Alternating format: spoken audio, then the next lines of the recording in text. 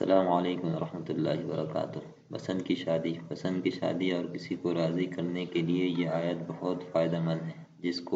جس کسی کو منانا ہو یا راضی کرنا ہو تو سورہ یاسین کی آیت 100 مرتبہ پڑھ کر کسی میٹھی چیز پر دم کر کے مطلوب کو کھلا دے۔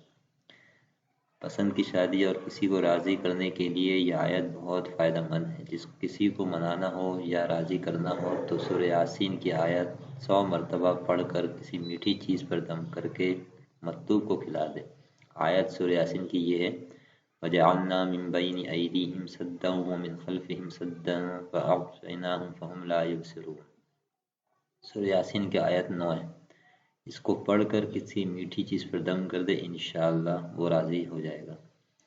آپ چاہتے ہیں کہ ہر نئی آنے والی ویڈیو آپ تک پہنچتے رہیں تو چینل کو سبسکرائب کریں، لائک کریں اور اپنے دوستوں کو شیئر کریں۔ السلام علیکم ورحمۃ اللہ وبرکاتہ۔